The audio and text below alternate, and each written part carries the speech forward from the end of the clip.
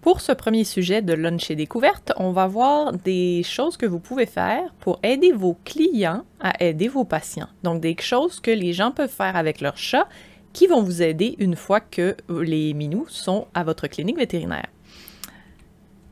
Donc, notre menu du jour, je vais vous donner 5 trucs pour avoir des patients félins plus heureux de vous voir. Le premier truc, c'est de demander aux gens à la maison de faire ce qu'on appelle des tests de préférence. Donc, ce qu'on veut, c'est vraiment avoir une idée quelles gâteries ont beaucoup de valeur pour toi, quelles gâteries ont moins de valeur pour toi. Qu'est-ce que tu es toujours intéressé à avoir? Et ça, pourquoi c'est important? Bien, les chats vont souvent goûter quelque chose, et là, on se dit « Ah, ils ont aimé ça », et finalement, ben, peut-être pas tant que ça, et peut-être ensuite, j'ai plus envie d'y regoûter.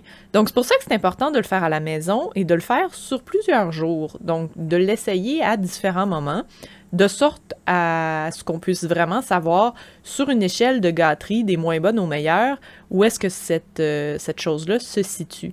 Puis là, on peut faire ça avec des gâteries sèches, des gâteries humides, des gâteries plus liquides. Le plus vous avez une grande étendue de gâteries qu'un chat aime et qu'il est intéressé à avoir, le plus vous vous mettez en situation de succès.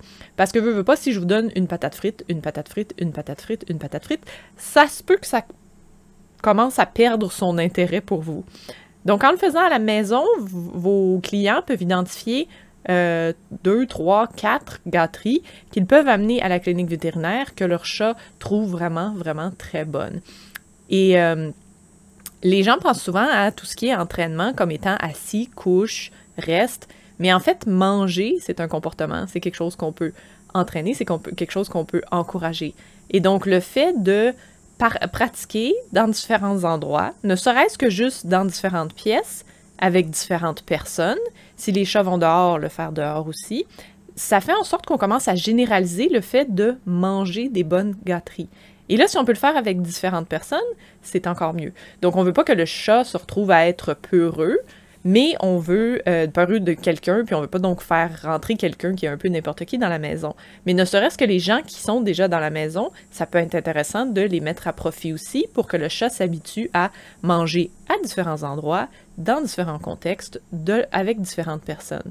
Et tout ça, ça semble minimal, mais en fait, quand on a un chat qui est au vétérinaire puis qui trouve ça stressant, si on lui propose une gâterie familière, ah ben là, ça c'est quelque chose qui est un peu rassurant parce que c'est familier, je sais déjà que j'aime beaucoup ça, versus si on lui présente quelque chose qui est nouveau et qu'il n'est pas sûr, ça a un peu un pouvoir un peu différent. Et une autre chose qu'on veut considérer, c'est la méthode de livraison et le fait de pratiquer dans un contexte d'exercice. Donc, on n'a pas besoin de faire des gros entraînements avec notre chat, mais ça peut être simplement « donne la pâte et là, tu as une gâterie ». Juste ça, ça commence à entrer dans le pattern du chat, de comment les humains fonctionnent, que parfois, il faut attendre d'avoir fait quelque chose pour avoir une gâterie, puis on peut utiliser les signaux précurseurs, ça on va les voir à la fin de la présentation. Donc le contexte d'exercice, c'est une autre chose qui devient familier. Ah, on me touche la patte et ensuite j'ai une gâterie. Ah, on regarde dans mon oreille et ensuite j'ai une gâterie. Si on a pratiqué ça à la maison avec des gâteries, c'est encore plus rassurant. Donc pour ce qui est de la méthode de livraison, c'est sûr que, bon, on dit encore une fois, ça doit être pratiqué à l'avance, parce qu'on crée un enthousiasme et un réconfort quand on bâtit un historique de fonctionnement. Et dépendant des gâteries, ben, il y a différents moyens de les livrer. Donc, si on pense à des gâteries plus humides ou liquides, il y a les tubes, mais la première fois que vous présentez un tube à un chat, il est comme « c'est quoi ça? » Vous pouvez le mettre dans une seringue. J'aime beaucoup les Baxter Exactamed de 10 ml que j'achète au Brunet parce que le joint torique est plus petit, donc on peut vraiment la nettoyer, la réutiliser longtemps avant qu'elle se mette à bloquer. Vous ne voulez pas utiliser une seringue plusieurs fois, puis là, elle bloque un peu, vous pesez plus fort, puis ça explose dans le visage du chat. Vous pouvez utiliser des tapis de lèche. Ici, c'est à la verticale avec les moyens du bord, des puzzles, des livres et une clip de papeterie. Mais vous pouvez le mettre aussi à l'horizontale sur une surface surélevée, par exemple. Des bouteilles à condiments. Encore une fois, la première fois que j'ai utilisé ça avec mes chats, ils ne savaient pas trop ce que c'était. Vous avez en haut sur une cuillère, donc des choses qui sont le moindrement collantes. Cuillère de bois, peut-être un petit peu plus confortable qu'une cuillère de métal, mais pour la désinfection, c'est peut-être mieux métal ou plastique. Et enfin, ben, si vous avez un animal, par exemple, qui est sur une diète particulière, elle vient juste en consistance de croquette, elle vient pas en mou, exemple, bien, vous pouvez utiliser un sac Ziploc et un maillet sur une surface de béton. Essayez pas de faire ça sur un comptoir. Donc, sortez dehors, allez faire ça sur le trottoir. Vous pouvez, comme ça, réduire les croquettes en poudre. Puis ça peut vous permettre, en ajouter un petit peu d'eau, d'avoir une consistance un peu plus liquide, humide. Donc, si on veut nourrir pendant une longue durée, pendant qu'on est en train de faire une prise de sang, exemple, ou pendant qu'on ausculte pour distraire, c'est une option potentiellement que vous avez. Autrement, ben, tout ce qui est sec, ça peut être dans une assiette, ça peut être... Les choses ont pas tendance naturellement à savoir manger une gâterie de la part de la main d'une personne, donc ça peut être pratique de le pratiquer à l'avance, parce qu'encore une fois, si c'est familier, si je vois le tapis de lèche, c'est rassurant, je sais qu'il va y avoir des bonnes gâteries à ce moment-là, puis je vais pouvoir lécher pendant longtemps. Donc c'est différent que ce soit dans la main, que ce soit dans une assiette, dans un bol, sur la table d'examen, etc. Donc tout ça, si on les pratique d'avance, ça devient familier et donc réconfortant. Une autre chose, ben, c'est la résistance à médicamenter qu'ont les gens. On sait que la médication prévisite, c'est l'ami de tous. On est très content d'être en 2024 aujourd'hui, mais parfois les clients ont des réticences puis ils voient pas toujours ça du même œil que nous. Donc les bénéfices pour le chat de la médication. Vous pouvez expliquer que la visite vétérinaire est moins stressante pour le chat, et donc, les visites futures seront aussi moins stressantes parce qu'ils sont juste beaucoup plus relax. Les bénéfices pour le client, à ne pas négliger, c'est plus facile de mettre le chat dans le transporteur. Ça, c'en est un gros. Plutôt que d'avoir à courir après le chat, sentir qu'on va se battre avec lui. Typiquement, la médication prévisite, ça nous aide à avoir un minou qui est beaucoup plus relax et un peu au ralenti. Et donc, avoir plus de facilité à mettre le chat dans le transporteur, c'est très attirant. Moins de détresse pour l'humain, donc, comme pour le chat. On peut parler des bénéfices diagnostiques. Donc, numéro 1, ben, beaucoup plus de sécurité pour le personnel et pour le client qui met le chat dans son transporteur. Meilleure qualité d'examen, parce que vous êtes vraiment capable d'examiner minou. Les prélèvements d'échantillons vont être plus faciles ou tout simplement enfin possibles. Puis les résultats des analyses sont plus fiables parce qu'il y a moins de stress. Donc tout ça, ça fait en sorte que l'argent que le client met est beaucoup mieux investi. Puis si on veut répondre aux inquiétudes, ben la médication, ça nous aide à mieux aider votre chat. Les médicaments et la dose, c'est choisi en fonction de votre chat. On peut lui expliquer que ce ne sont pas des nouveautés. Et tout comme on veut aider à soulager la douleur physique, on veut aider à soulager la douleur émotionnelle. Et là, si vous avez encore des gens qui sont toujours réticents, moi, un argument que j'aime beaucoup quand on se met du côté de la personne qui a pris une demi-journée de travail pour aller chez le vétérinaire, ça lui coûte des sous, elle est limitée. Je pense que le fait d'expliquer que la profession de vétérinaire a accepté pendant longtemps de faire des choses qu'on sait aujourd'hui ne sont pas appropriées. Se mettre à plusieurs sur un animal pour obtenir une prise de sang, c'est dangereux pour le chat et pour l'humain. On reconnaît aujourd'hui en tant que profession que ce n'est pas approprié. Donc, quand vous mettez toute la profession derrière vous, c'est beaucoup plus difficile pour le client de dire « Non, mais mon ancien vet le faisait », parce qu'en plus, vous venez de dire « On reconnaît que c'est inapproprié ». Donc là, c'est plus difficile pour quelqu'un d'argumenter « Non, mais faites la chose inappropriée ». Et puis, ça démontre aussi une évolution du milieu. Donc ça, c'est à considérer. Je sais qu'il y a des gens qui n'aiment pas ça quand je dis ça parce qu'eux ont toujours pratiqué avec des méthodes très fear-free, très low stress. Et quand on dit ça, ils disent « Ben la profession, moi, j'ai toujours fait ça de manière appropriée, si on veut. » Et donc, ça les met en colère. Mais si on y pense vraiment du point de vue d'une personne qui vient avec son chat, c'est quelque chose qui a beaucoup de pouvoir de se faire dire en tant que profession. On reconnaît qu'on doit faire les choses différemment, puis la médication, ça va aider votre chat à être moins stressé, ça va être moins dangereux pour vous, pour nous et pour lui, pour son état de santé, et votre argent va vraiment être mieux mis à profit. Maintenant, autre truc, l'administration de médicaments. Ça, c'est un obstacle que les gens ont beaucoup, qui est lié justement à la médication prévisite. Donc, énormément de chats peuvent se médicamenter eux-mêmes et n'ont même pas besoin qu'on leur touche. Le secret est dans la surface texturée.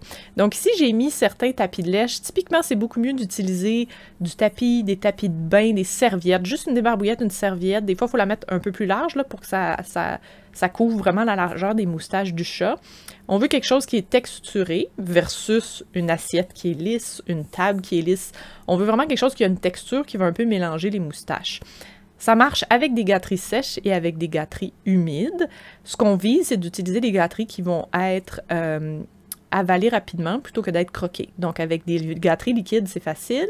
Quand on arrive avec des gâteries sèches, ça peut être mieux de les émietter ou les mettre en poudre, comme on a vu plus tôt avec le maillet, parce que ça, un chat va avoir tendance à juste mettre ça dans son museau et l'avaler. Donc, on veut encourager d'avaler plus que de mâchouiller. Encore une fois, ça, c'est du comportement. Le comportement de mâchouiller, je veux l'éviter, et le comportement d'avaler tout rond, c'est ce que je vise. Donc, je vais mettre le chat en situation de succès en choisissant mes gâteries en conséquence.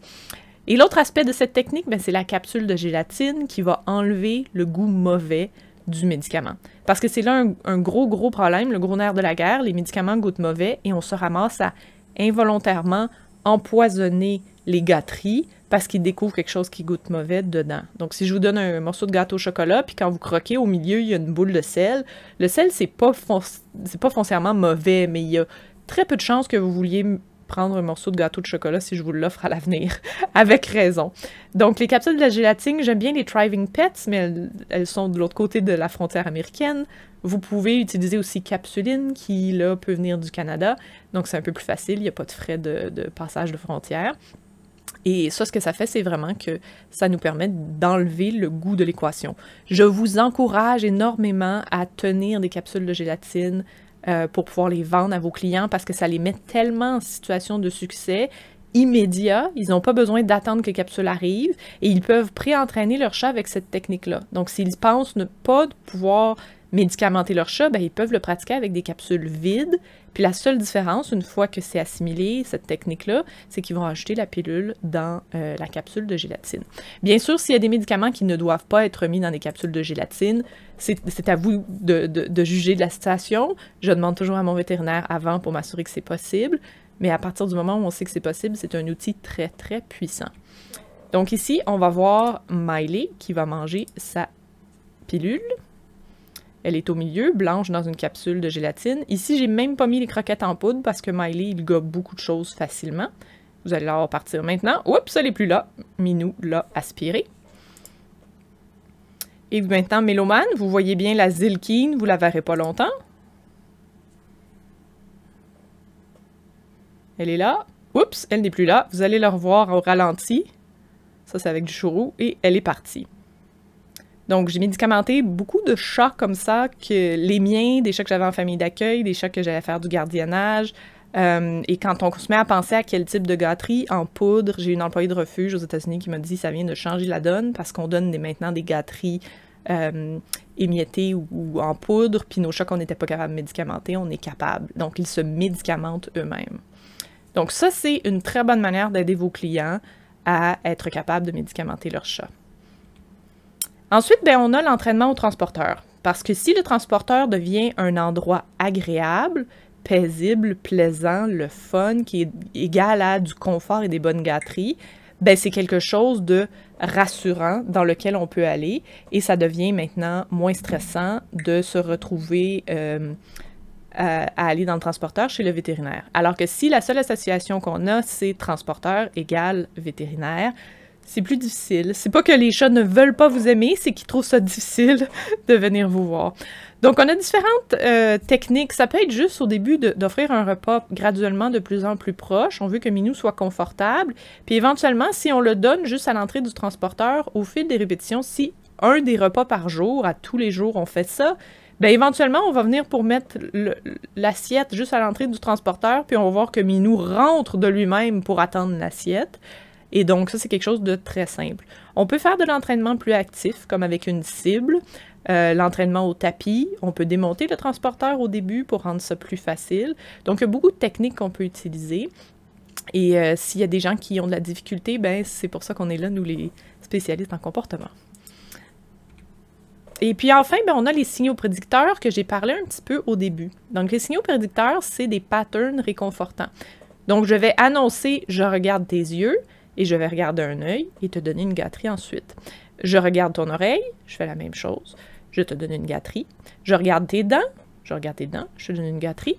On peut dire « on ausculte le minou » et là on peut venir palper un peu n'importe comment parce qu'on sait que ça va être très varié chez le vétérinaire. On peut pratiquer le stéthoscope aussi, les postures pour les prises de sang. Et là, quand je dis je regarde ton œil, au début, ça peut être simplement je viens mettre mes mains délicatement et je donne une gâterie. Il peut y avoir des approximations. Quand on entraîne des animaux, souvent on veut utiliser des approximations, c'est-à-dire qu'on ne commence pas à essayer d'obtenir le comportement final du début parce que ce serait trop dur pour le minou. On va y aller graduellement, puis une fois qu'on a le comportement final, on a la durée à travailler. Il y a des chats que ça ne fonctionnera pas bien. Là. Si le chat se met à s'enfuir dès que vous commencez, on va devoir travailler un petit peu en amont de ça, puis là, ça vaut vraiment la peine de rejoindre un professionnel en comportement qui vont pouvoir coacher les gens pour qu'ils entraînent leur chat, même s'il est plus peureux. Mais ça, c'est une très bonne manière de pratiquer le chat à ce pattern de la personne va me toucher d'une drôle de manière, puis si j'attends, il va y avoir une gâterie après. Et ça, c'est très rassurant. Si vous étiez dans un autre pays, vous ne parlez pas la langue, vous vous retrouvez à l'hôpital pour quelque chose, puis là, vous avez mal à un pied, mais ils essaient de vous prendre le bras, puis vous ne comprenez pas que c'est pour une prise de sang, vous allez un peu paniquer de dire « Non, mais c'est mon pied qui n'est pas correct, c'est mon pied. » Donc, les chats chez le vétérinaire, c'est un peu ça. Ils ne comprennent pas pourquoi vous voulez faire ce que vous voulez faire. Mais si on le pratique en amont, on peut maintenant l'annoncer chez le vétérinaire aussi. Et donc, ah, ce pattern familier-là, je le connais. OK, là, c'est la personne avec le stéthoscope qui va me faire les manipulations, mais j'ai quand même ma gâterie après, OK, je peux participer avec ça. Donc, on vise toujours à créer des patterns réconfortants. J'ai un cours en ligne en français pour administrer des médicaments à son chat sans stress. Il y a énormément de matériel là-dedans, ça inclut beaucoup de modes de médicaments, donc ça peut être quelque chose qui peut vous aider ou aider vos clients. Et je vous remercie beaucoup pour votre attention. J'espère que ça vous a donné des petits trucs pour mieux aider vos patients.